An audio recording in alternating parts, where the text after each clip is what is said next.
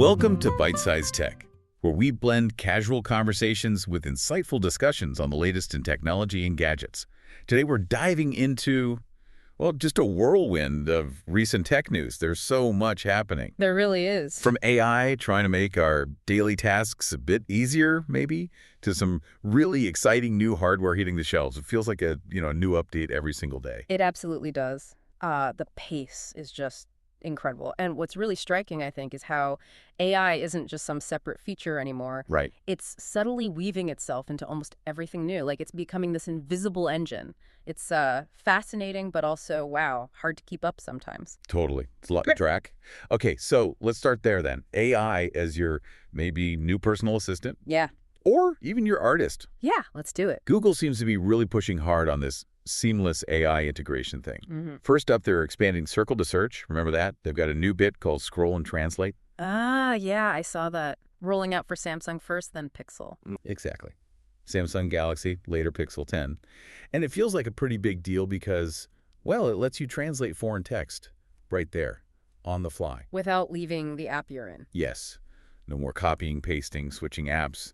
Just to understand, like a social media post or a website. That constant back and forth. Right. It builds on the original Circle to Search, which honestly was already a much more intuitive way to use Google Lens, that visual search tool. Yeah. Lens is powerful, but could be a bit clunky. This sounds much smoother.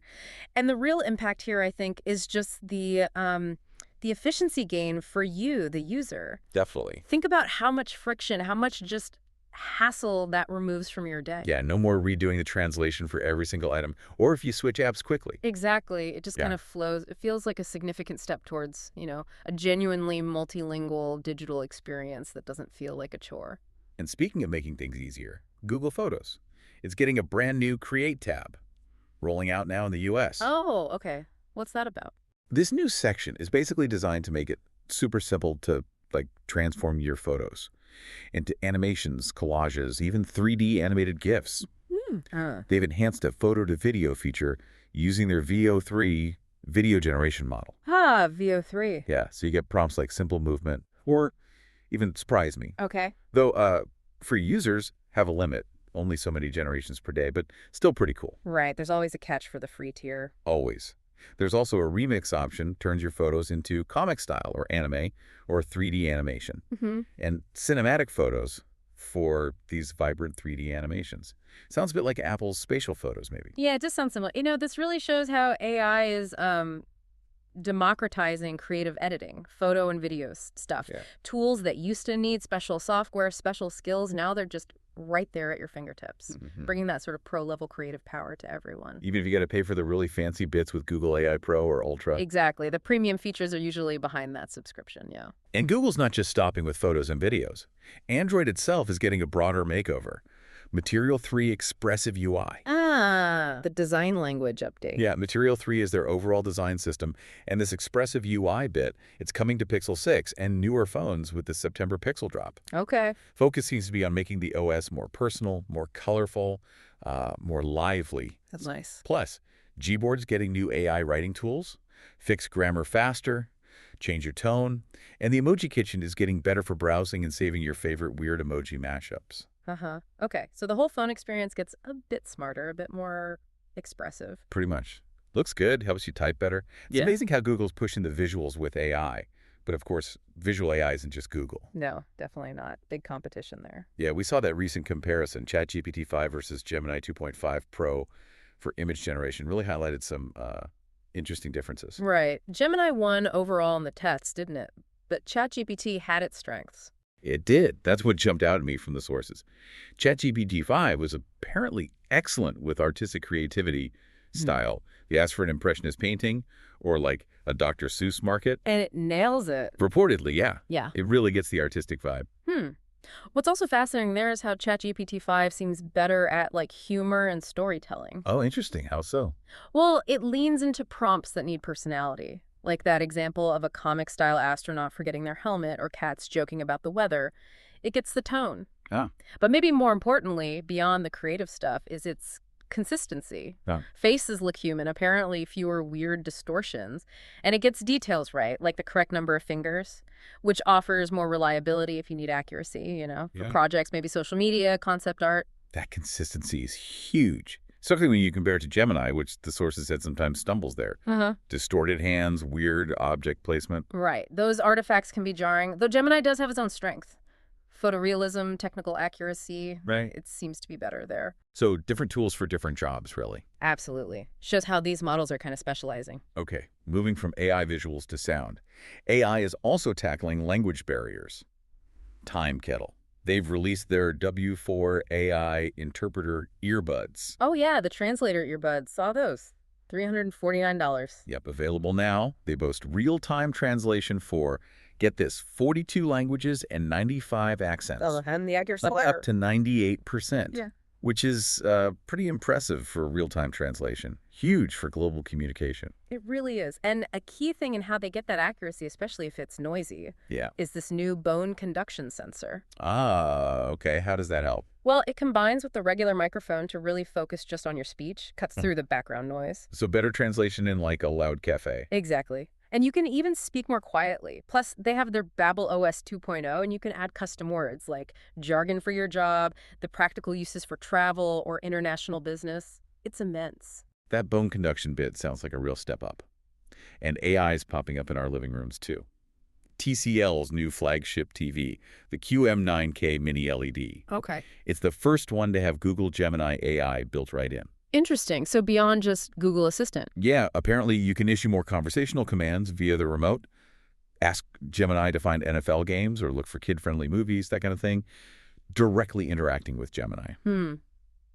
Functionally, it might feel similar to just saying, hey, Google, for now, maybe. Possibly. But the direct Gemini integration, that signifies a deeper push. Yeah. Getting AI into smart home devices more fundamentally. It hints at, maybe more nuanced answers down the line, more context-aware interactions as these systems get smarter in our homes. Right, it's laying the groundwork. Okay. Let's shift gears a bit. Talk about the wider impact of tech.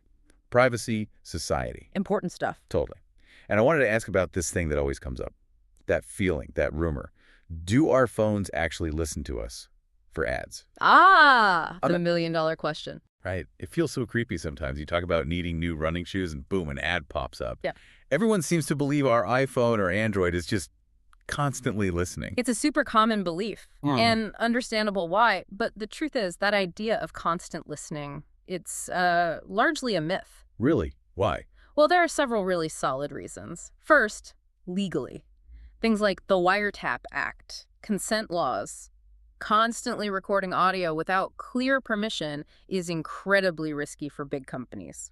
Legally risky. Okay, that makes sense. Second, technically, think about it, streaming audio all the time, it would absolutely destroy your battery life and your data plan. You noticed that? You definitely notice. And the thing is, ad targeting systems, they don't actually need to listen to your voice. They don't. So how to get so specific? They build what you could call a digital ghost profile of you. It's incredibly sophisticated. Okay. It's stitched together from, well, everything you do online.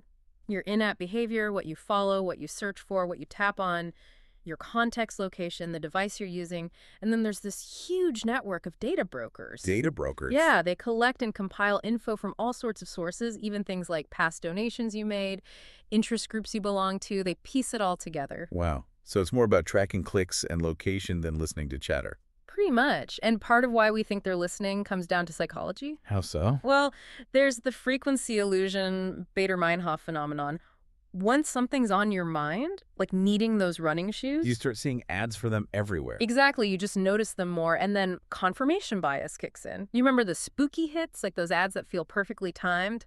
But you forget the thousands of totally irrelevant ads you saw that day? The misses. Ah, okay. That creates this powerful illusion. Makes total sense. It does. And to protect your privacy against all this invisible profiling, there are practical things you can do. Cool. Well, consider using browser tracker blockers. Things like uBlock Origin or EFF's Privacy Badger. Right. Regularly check your phone app permissions. Set location access to while using the app, or even approximate if you can. Good idea. Revoke microphone and camera access for apps that just don't need it. Why does that game need your mic? What? And just delete apps you don't use anymore. Also, using email aliases for newsletters, that can help stop different profiles about you from being merged together. Gives you a bit more control. That's really solid advice. Definitely worth doing. Okay. Okay, shifting again, let's look at AI's broader role in society. One source mentioned Columbia University exploring an AI debate platform called Sway. Yeah, Sway. It's a beta program.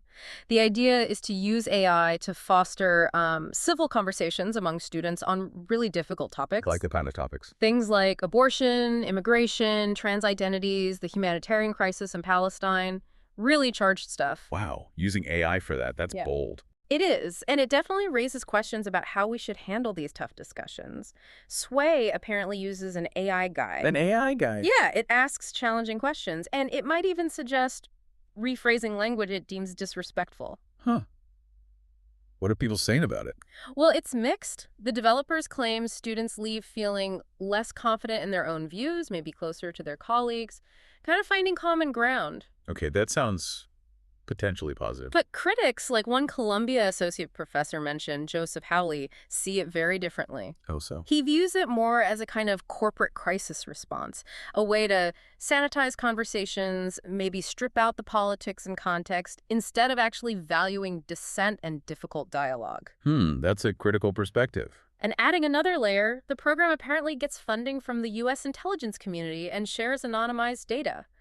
So that complicates the picture even more. Who benefits? What's the goal? Yeah, lots of angles there. It's definitely not straightforward.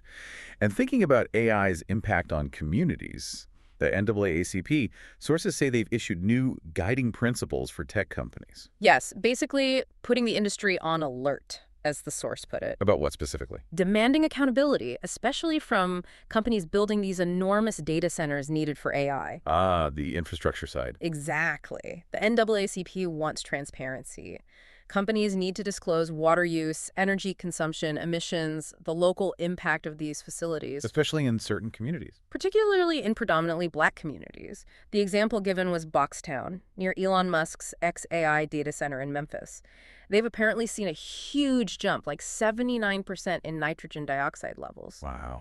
So it brings up really critical questions about environmental justice, about the ethics of how and where we build the infrastructure for AI.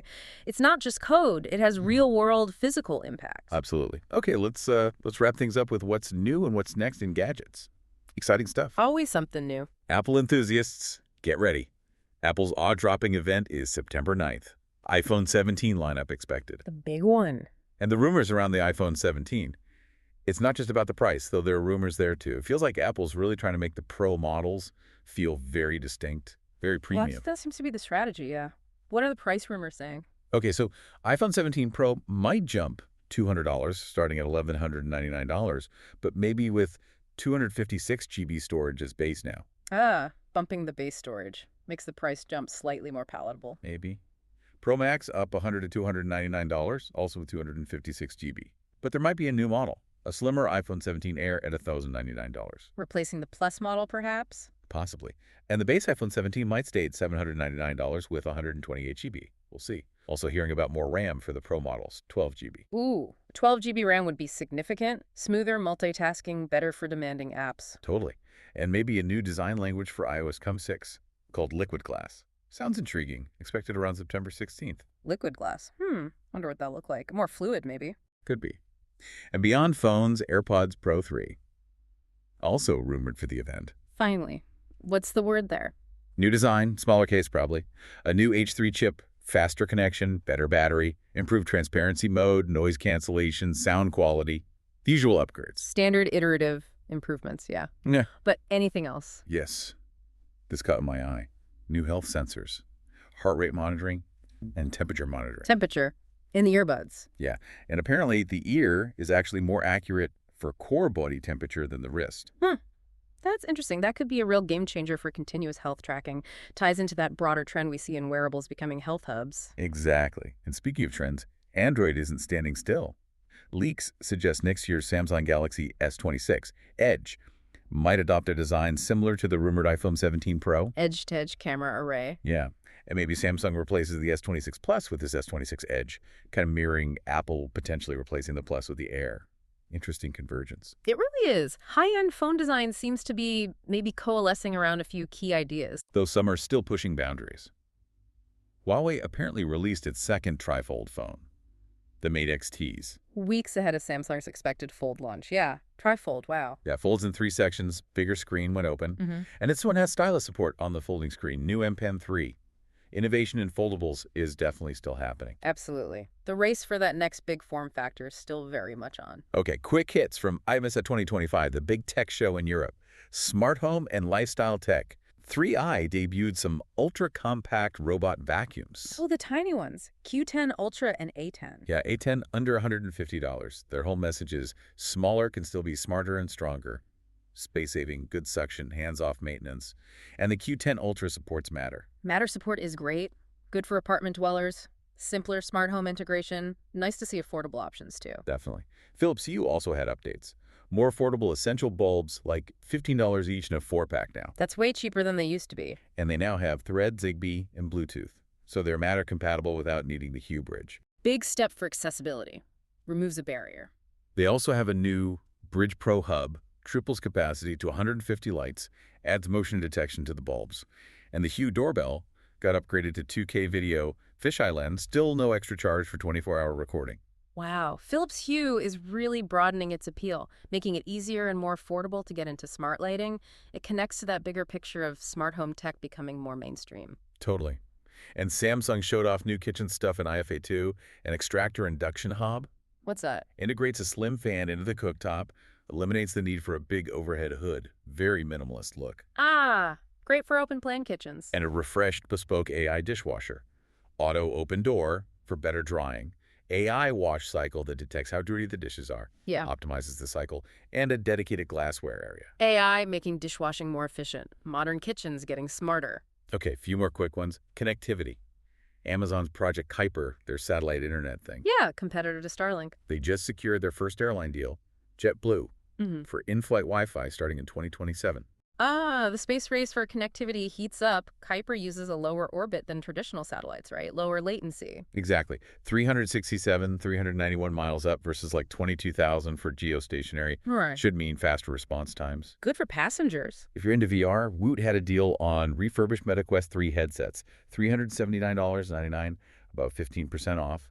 Makes high-end VR a bit more accessible. 4K visuals, 3D audio, lots of games. Good deal. And speaking of headsets, those Rocket glasses look interesting too. Smart glasses combining AR and AI. Yeah, monochrome display, cameras, audio, OpenAI connected.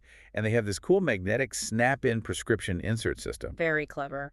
For a bit of fun, Rewind showed off a retro boombox at IFA, the GB001. It's a portable speaker, cassette player, karaoke machine, and an amp. Cassette player. Love the mix of retro and modern tech. Right, and for your home network, Netgear has the Orbi 370 Mesh Wi-Fi 7 system. Most affordable Orbi kit yet, $350 for 3 gigabit wireless AI security features. Wi-Fi 7 getting more accessible. Good stuff. Oh, and one last thing for social media users. Threads now allows 10,000 character text attachments. 10,000? Wow. Yeah, enabling much longer form content. Maybe a return to more substantive writing on social platforms. We'll see. Interesting move. Blogging on Threads, almost. Wow, okay, that was a lot. We covered a huge range of tech. AI art, smarter homes, phones, privacy, satellites, even a boombox. It really shows how fast everything is moving. The evolution of AI, connected devices. It's rapid, sometimes maybe a bit overwhelming. Definitely. And as you, our listener, think about all this, here's maybe a final thought to chew on. How many of these new technologies we talked about are actually truly novel versus how many are maybe older ideas, just cleverly repackaged or supercharged with this latest wave of cutting-edge AI?